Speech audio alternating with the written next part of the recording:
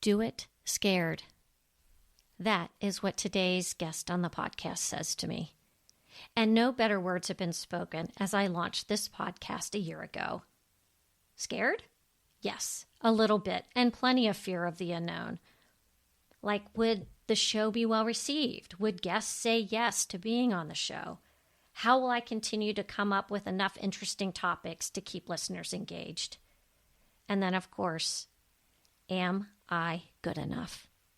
When speaking to the guests on the show, they've all had those moments of self-doubt or imposter syndrome, but the beauty of midlife is the ability to say what the hell and move ahead without letting fear keep us from being whom we know we can be. I also want to say thank you to you, the listeners, for your support, reviews, and shares. We now have listeners in 50 countries and over 1,100 cities from around the world. I'm telling you, this has just been the most amazing experience. I am looking forward to all the wonderful opportunities this next year holds. So won't you please continue to share show ideas and your questions for our guests. Thank you in advance. And now, on to year 2 of Asking for a Friend.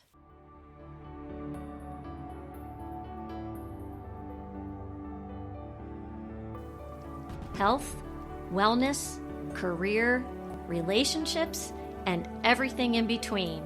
We're removing the taboo from what really matters in midlife. I'm your host, Rechelle Folan, and this is Asking for a Friend. Welcome to the show, everyone. It's not just any show, though. It's our 1-year anniversary at Asking for a Friend. I thought it would be really fun to have my friend and fellow podcaster join us today. Yay! Rechelle Conde-Nau is not just a podcaster, though. She is a mom, she's a blogger, and a coach. She wants to help other midlife women to stop waiting for good things to happen and hop in the driver's seat to find their passion and their purpose. Welcome, Rechelle.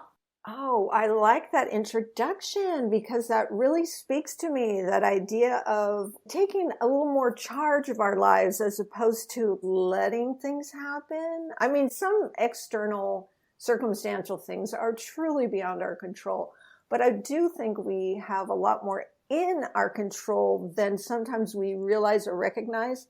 And if we step into that more, even just step by step, I think there is fulfillment and joy and challenge, good challenge waiting for us if we will just do the thing, whatever that is. I sit here and I giggle because, well, I was on Rechelle's podcast. Yes. We've kept in touch since then. And I think because we have very similar core values and we also just had an immediate connection. Yes. Started to think about, what do we do in midlife that will light us up? Yes. And we both started podcasts knowing absolutely nothing. Yes. About what we were doing. Yes, that's the whole point. Get in the driver's seat and figure out what the passion is, what the thing that you want to try is, and go ahead and give it a try. Yeah. I mean, honestly, what's the worst case scenario? Okay, it doesn't go exactly like you wanted it to. Great. You have more that you just learned having had that experience, and now you can pivot and continue on your merry way. I mean, it's better, I think, to have tried than not to have tried. I think there's more regret in not trying than there is in trying and maybe not having, I was hoping I was going to hit that out of the park. That's okay. You didn't, but what did you learn from that, and how can you take that and move forward? I'm a big advocate of that. I am too. I think those are wise words. Well, I'm going to back up here because besides introducing you, I want you to tell your story because I believe, and I know now after doing this podcast, I may have an expert on the show and then just talking to them, I'm like, wow, you've got a really cool story to tell. There's the expertise part and then there is the story. I'd love for you to tell the audience where you're from and your family stuff. Sure. And it's interesting how all those things collide. And I use that word intentionally because sometimes who you are really can collide with who you want to be or the choices you make or the experiences you have. Let's try to give the nutshell version. Honestly, we could all write a book on our lives. I mean, it's just, we could. And I know a lot of people say, well, I don't really have a story. I don't really have a story. Yes, you do. Not only do you have a story, you have chapters to your story.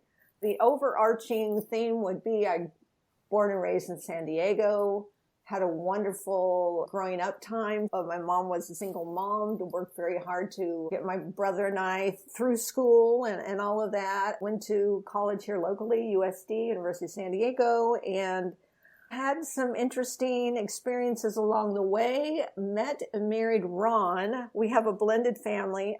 Our friend worlds overlap just a little bit. So occasionally I would see him at functions or he would see me, and it was not ever anything but, oh yeah, there's Ron.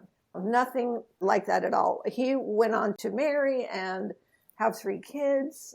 We ended up blending our families. Gosh, it's been 27 years since we got married.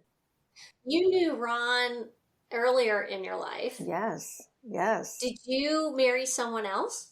I was a single mom myself. Okay. Yes, I was a single mom myself. So it's interesting how that history repeated. But it's also interesting when Ron and I look back and we realize the different times we were around each other, how we, of course, feel that God was, through our choices, was taking that and finally getting us to end up being together. True, funny story. I was getting out of a very bad relationship and I saw Ron's truck drive down the street, and I hadn't seen him or thought about him in the longest time. And I was like, oh, there's that Ron. He's such a good guy.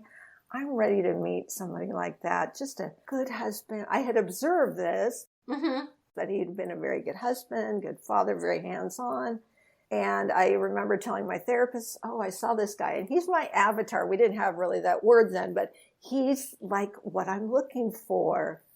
Of course, wouldn't you know that we had our mutual friend a short time later when I told her, well, that situation, I'm not in that situation. I feel really good. I'm so happy to be on my own. And she said, do you mind if I tell Ron? And I said, well, no, I don't mind. So anyway, Ron and I ended up connecting, which is just unbelievable. Just seeing how many ways our paths kept crossing over each other. Yeah.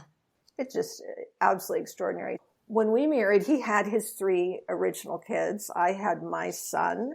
And then we had our son together, Christian John, who we found out when I was pregnant that he had a lethal heart defect. So we were told he was really not going to live much past birth, as what we were told originally. In the 11th hour, a doctor wanted to do this surgery on him. They did the surgery on him. He lived for 3 months. So we feel like we had the gift of 3 months when we didn't think we were going to have the gift of anything other than the pregnancy itself. Oh, gosh. After that, obviously that's a devastating thing, something you would never sign up for, nor would you wish it on anybody you loved or cared about. And yet we go through these things anyway, whether we've signed up for them. Well, we don't sign up for them. That's the whole point. But do you make the best out of that? And that's one of my zones of expertise, I would say, is gifts after loss. Ron and I have intentionally celebrated that time. I'm not going to tell you it wasn't hard and that can never see the movie Titanic again. Oh, God. That song just sends me to because that when I was grieving the loss, that song was so popular. And so there's certain things that just come together, different songs remind you of different times. There are a few songs during that time frame. But for me, and I know for Ron also, we consider it, we're glad we went through that experience. It was an honor to go through that experience, even though I would not sign up for it, even though it was the most painful thing I've ever been through. I have looked for and cultivated my life since that time to look and find the gifts that came after loss, like really watching the hand of God and seeing, oh my gosh, I'll give you one example. See, you just asked me one question and we're already off to the races. I knew you'd be on a roll. You make my job so easy. Okay, so we had lived in our house and we've got 4 kids. We've had this child. He's passed on. We didn't really know our neighbors yet that well. One of our neighbors who had a lot of kids around our kids' age left a condolence card, and in the card, they put some tickets to a children's show, like kids putting on a show type thing. And, it was like, gosh, that's a positive, happy thing. Let's take the kids to that. So we did. And one of our kids turned to us when it was over and said, I want to do that. We're like, oh, okay. He's the one I brought to the marriage. Sean decided he wanted to be a performer. And that greatly impacted the person he is today. His character, his friends. We talk about that as a family, the gifts that came from our time with Christian. Oh. Okay, so continuing on with the first question was telling my story. Ron and I both wanted to have a child together that we raised together. He had some challenges in his first marriage, and I had raised Sean by myself. We wanted to have that shared experience. Well, after Christian died, I was unable to have more kids. We ended up adopting. We adopted, and that's its whole other story, and could be a whole other episode about the gifts that came from that, the amazing moments. But we have our daughter Taylor, and so she's our youngest. She completes our family. She is 22, and it's so interesting because I honestly forget that I didn't actually birth her. Yeah. How old was she when you adopted her? She was a baby, so we got her at 7 weeks old.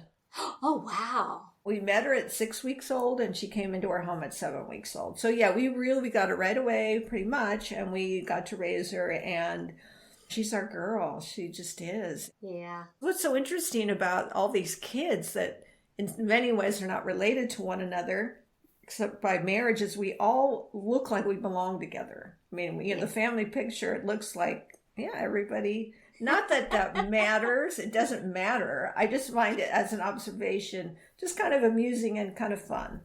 That is my story. Although, okay, so to continue on, in terms of my career, I was a Catholic school fifth grade teacher for 10 years. And then I was a program director in children's theater for 15 years, which is where I hired and mentored and created a program from that experience. Yes, it goes right back. Yes, it does. To the tickets. It goes right back to that. That ended up being just a wonderful experience in just so many ways. I loved it. And that's a part of where I developed my love of mentoring. I know we're going to get to that at some point if we actually get to all the questions, because as you can tell, I have no problem really giving a good, thorough, long answer. Well, that's why you're good at doing your podcast, because you've got the gift for gab. What I was saying before was everybody's got a really unique story that really defines who they are today. So I love that. So thank you for that. When did you decide to start a podcast? That's a good question. Okay, so at some point, and I'd have to go back and do a little Google search here, I started listening to what I would consider some of the first podcasts, and that would be Alec Baldwin's Here's the Thing. I was a loyal listener. I listened to everyone, and I just thought, this podcast thing, it's so different and so interesting. You just have somebody on and you talk, and it's a conversation, and you learn things, and then you're entertained and you're delighted. It kind of took a while to gain momentum, the whole podcast industry. And then as I was wrapping up my time in children's theater, I was nearing 60. For me, it felt strongly that, okay, I had my first act, 0 to 30. I had my second act, 30 to 60. Now I'm in my third act. And what do I want to do in my third act that I haven't already done or attempted? And I'm a creative person. I like to collaborate, and I like to learn things, and then I like connecting. I already had the idea, maybe I could do a podcast. I don't know. And then that, the self-talk of, who am I to want to do a podcast? Come on. I mean, there's that whole thing. And I thought, I was a huge, consummate what if. I'm much less now. What if it doesn't do well? What if? I thought, well, really, what's the worst case scenario? Well, my mom listens. I know she'll listen. Maybe a couple friends will listen. Okay. All right. So it doesn't matter then. That part doesn't matter. But I'm going to do it anyway, because going back to what I said initially, which was that idea of remaining tight. I think of it like the Anais Nin quote that really just changed. There's so many little things that I feel changed my life. Then the day came when the risk to remain tight in the bud was more painful than the risk it took to blossom. Yeah. I have goosebumps now telling you that. That was the idea. Okay, I cannot try this thing and I wonder if I'd ever tried that, what that might have been like. But I'd rather try. Yeah. I love that saying. And I said something to that effect in my very, very first episode when I was talking about the tenets of the podcast and why I was doing this. It was something like staying stuck because you fear change could be the scariest proposition of all. It's letting that fear and doubt and the what if keep you from doing what could ultimately really make you happy.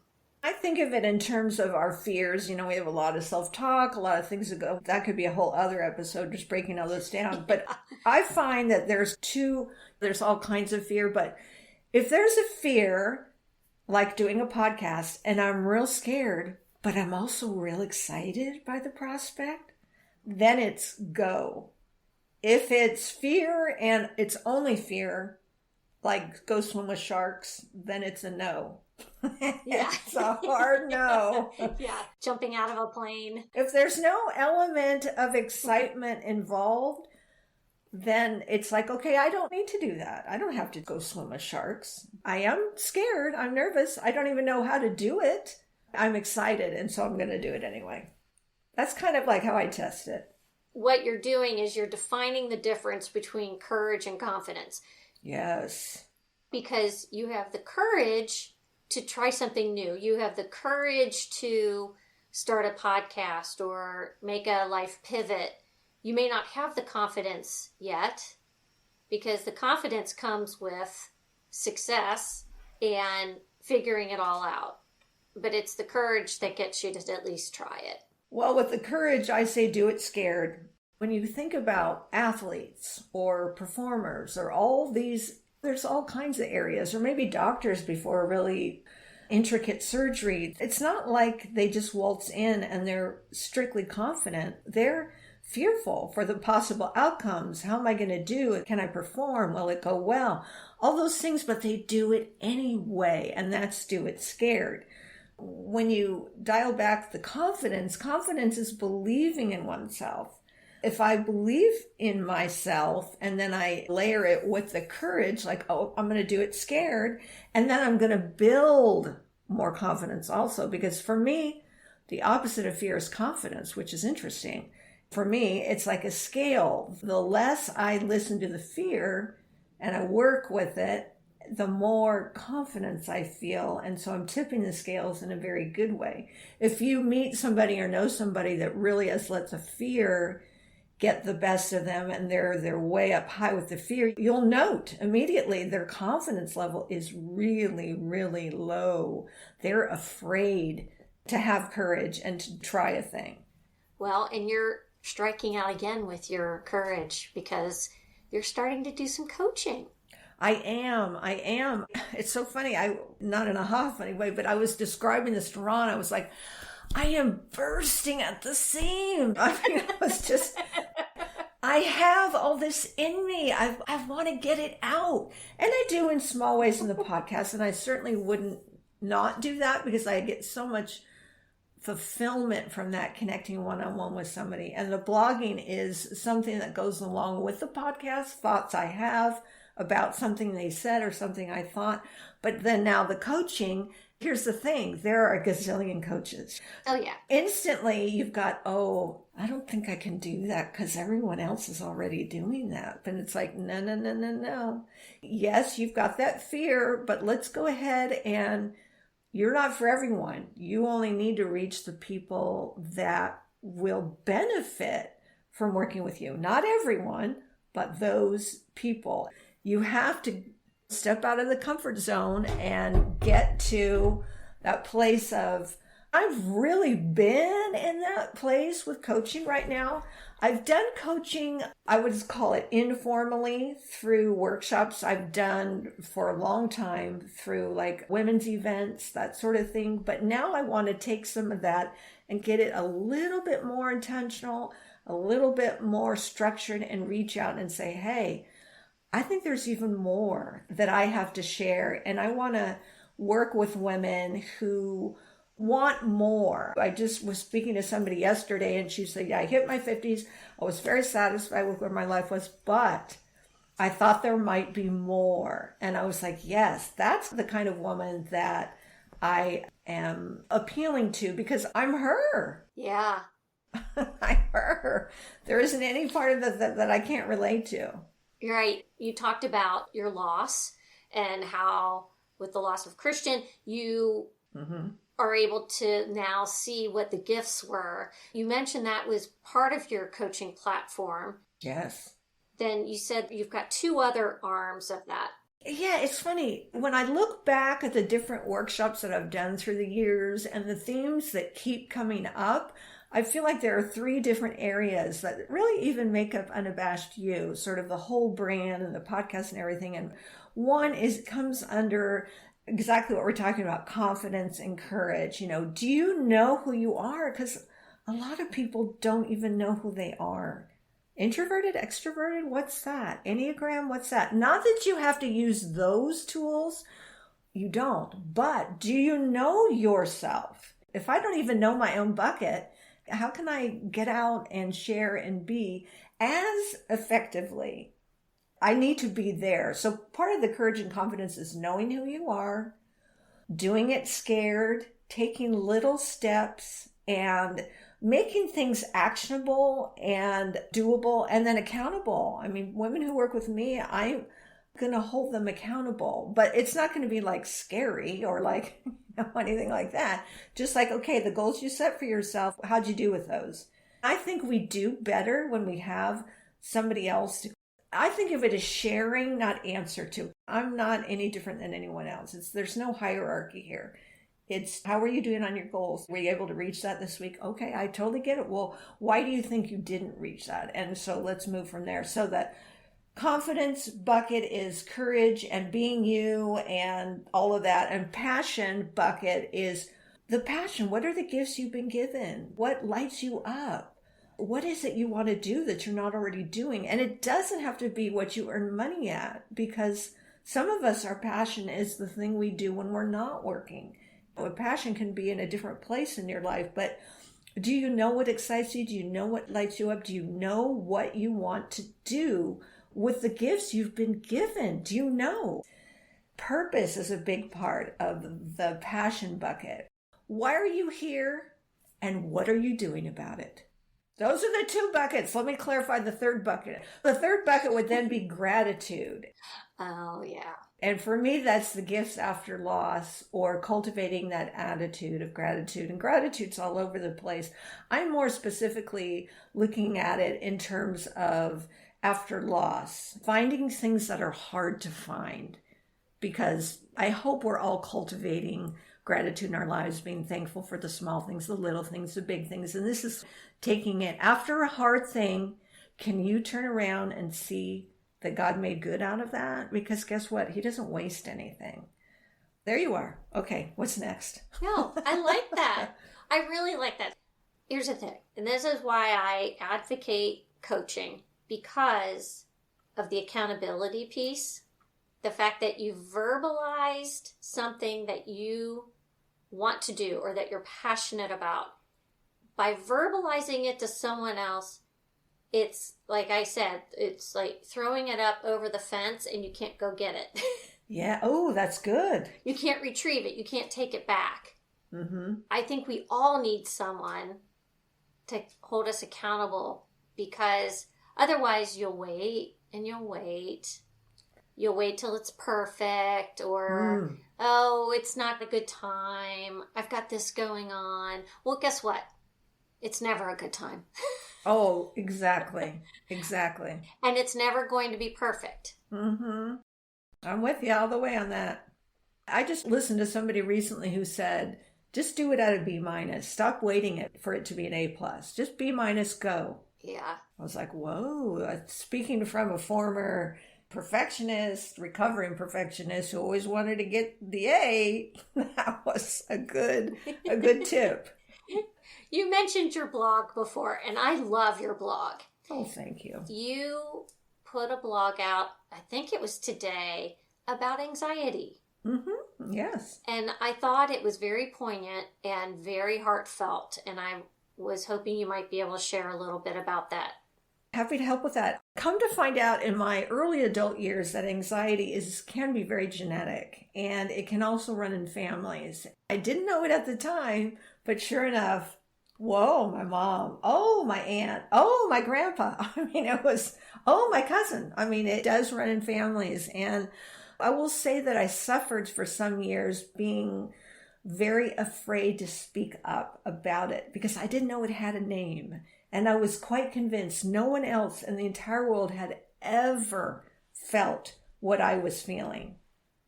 It's beyond just sort of being a little bit afraid. It can take you all the way to what we call a panic attack.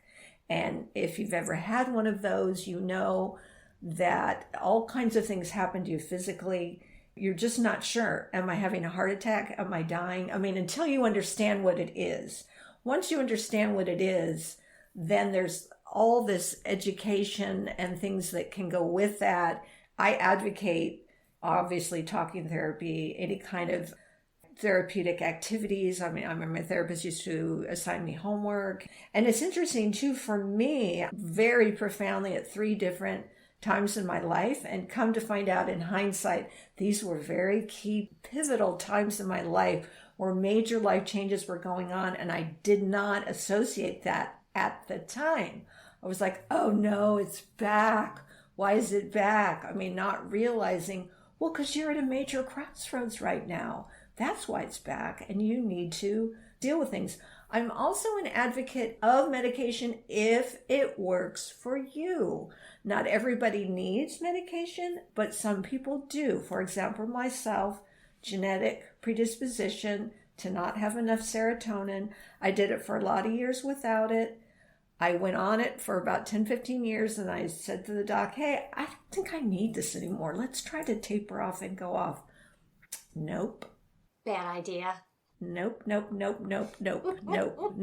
I knew what was happening, and when we did taper, we did it responsibly, but I realized, okay, would we tell a diabetic, no, you can't have insulin, just stop eating sugar or whatever it is? No, if you need it, take it.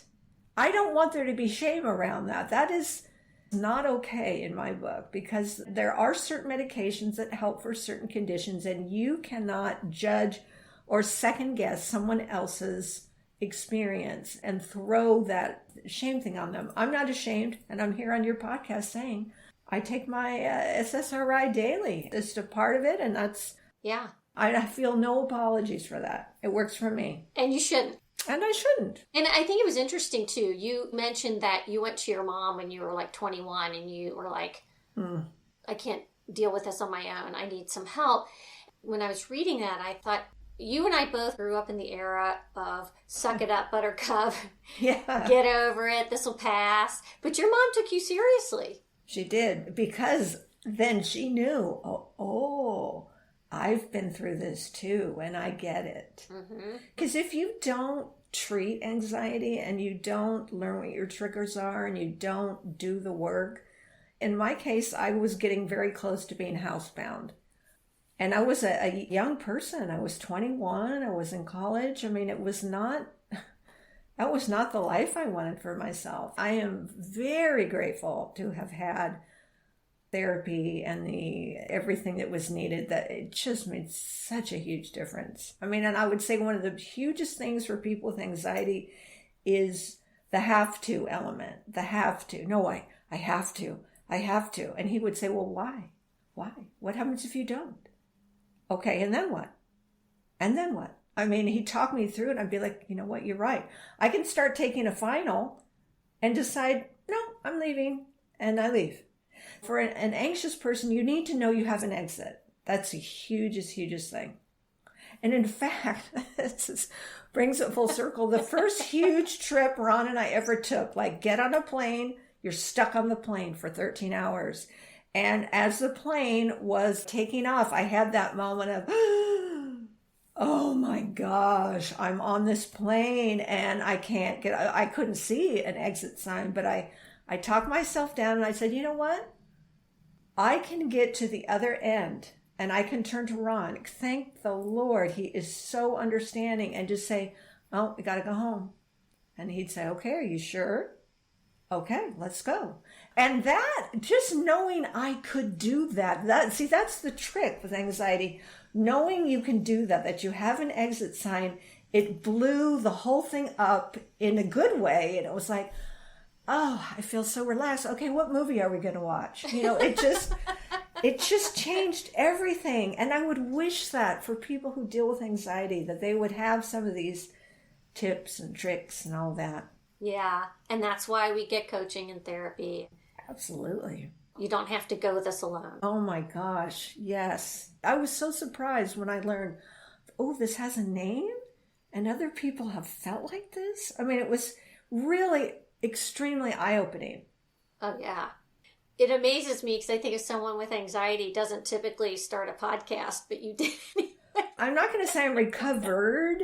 I don't think anything is ever ED or completely done when it comes to those sorts of things.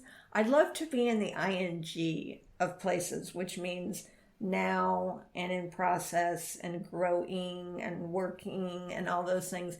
It doesn't hit me like it used to. And as you know, in the blog, I said I didn't want to travel for years because I was concerned that I'd have panic attacks when I was out and about. Well, what if I get sick? What if I break an arm? I mean, yeah. Now we travel and, something happens and we deal with it at the time.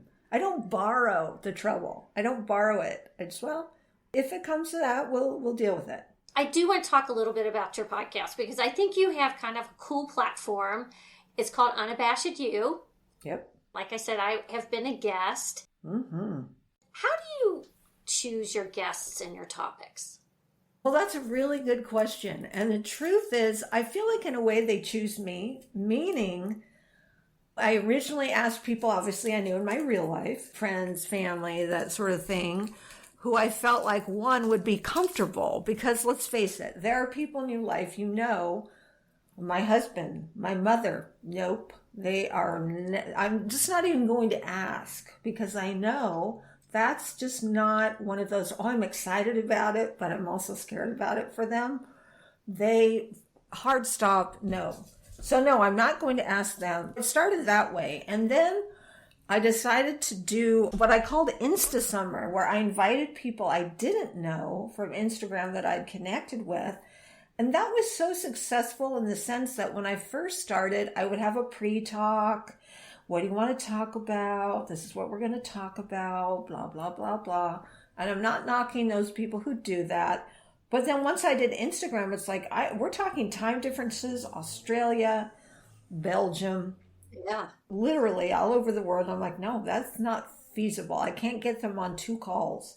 It was like a step of faith. Okay, let's go. I'm going to ask you these questions, and I go ahead and I give our classic questions to the guests so they know I'm going to ask you. These are the ones I ask everybody. These are the questions, just so you can think about it a little bit, feel comfortable. And then the next part is your passion. What's your passion? I mean, today it might be golf. Tomorrow it might be feeding the homeless. I don't know. But let's just talk about it and have a conversation. It's kind of loose. I don't look for particular topics. They just come up, if that makes any sense. Yeah, it does. Besides me, have you had a favorite guest? Oh, yeah, you're definitely a favorite. What's so interesting is that I would say 99.99% of the guests I have on, afterwards, I feel so excited and so fulfilled. I will call it expanded, because there's this, when you're in that joy place, there's something physically that feels different than when you're not in it. And I feel like I could do something that was like climb a mountain. Not that I would do that or whatever. I feel energized and I feel really Like I've made this really cool connection with somebody else. No, I don't have a favorite. And then I ask people on again because, in my opinion, we're never going to run out of things to talk about. Like, well, what's happening with you now? Last time we talked to you this. So where are you? Where are you at now? And let's just talk. Yeah. For me, it's a conversation. Let's start talking. What are you about? What? There's no age range. There's no geographical.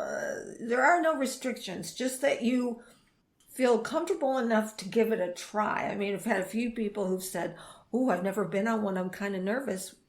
That's great. I get it. But are you excited too? Because if you are, let's go. That's fun too, because sometimes we have people on our podcast that have podcasts of their own, or they're doing the circuit. I have book authors or that sort of thing that are pretty adept at talking about their book and themselves and all of that. But every once in a while you do get that one person that hasn't done this yet, and it's really fun to walk them through it and to give them that little push and that, hey, you can do this. Yeah, everybody's got a first time. Right, we're just talking. Yeah. But I mean, like you, I mean, I was afraid that first one, and I talked a lot about blooming. That quote that we talked about earlier was like, risk it, bloom. That was the name of the very first episode, because I was like, yeah, I'm taking the risk. I'm just so pleased because I find other people inspiring. Hearing from them and hearing what they're about and what they're doing is inspiring to me. Yeah. Even if they've gone through something hard, you end up feeling positive. And so those two elements, the inspiration element and the being positive element, are like a through line all the episodes. People have dealt with loss or health issues or what have you. I mean, we've had a lot of stuff on, and they are finding a way to pivot, to turn, to find the gifts, to do the thing. Do the thing. I have a show coming out April 10th. It'll be before this show, obviously. The guest had some horrific hurdles in life. As we're going through it, I'm like, gosh, do I edit some of this out? Because it was really heavy stuff. And she says during the podcast, hang in there with me. I know this is a lot, but there is good that comes. Just hang in there. And right. I made the decision after I listened to it yesterday on the plane on my way home. I decided I'm not editing anything out. Good for you. Good for you. I'm leaving it all in there. And because I think it keeps the integrity of really what she went through. I think the other side of this too is, and what I think the beauty of doing this podcast is that I get to meet people like you. Oh, and I get to meet people like you. I know. And we struck up a quick, fast friendship. We sure did. Yeah. I love checking in with you, and you check in with me, and how do you do this, and how do you do that? It's so fun. Rechelle's my accountability partner, I think, because I've thrown some things out there to her, and I feel like, oh, she's going to want an update. You're right. I am going to want an update. I know. Rechelle, I would like to start wrapping stuff up. Sure. I would love first for you to tell the audience where to find you. It's just pretty simple. Unabashed or Unabashed You is how you're going to get everywhere. Unabashedyou.com is the website, and that has all of the episodes and embedded audio for each conversation. The blog's right on the page, the picture of the guest, all that fun stuff right there. If you prefer to get your podcasts on Apple, Spotify, Audible, look for the show Unabashed or Unabashed You. Spelling is the same, UNABASHED. And then Gmail, unabashedyou@gmail.com. Instagram, Unabashed You. Facebook, Unabashed You. It's pretty. You just can't go wrong with Unabashed You. You lucked out with that name, sister, because you own it. I did. I feel, yeah, it is easy. That was really the emphasis for me, was I want it to be about you. You be unapologetic. You be who you are. You do the thing you're doing. I mean, that's it for me. you've achieved that. I love your show. I love listening to it. Thank you. I recommend our listeners to check out Rechelle's podcast, Unabashed You. All her information will also be in the show notes. Thank you, Michelle. Thanks for being here. What a pleasure. What a pleasure. It's just been an absolute joy to connect with you. I thoroughly have enjoyed it. Lots of fun. Thank you so much for having me.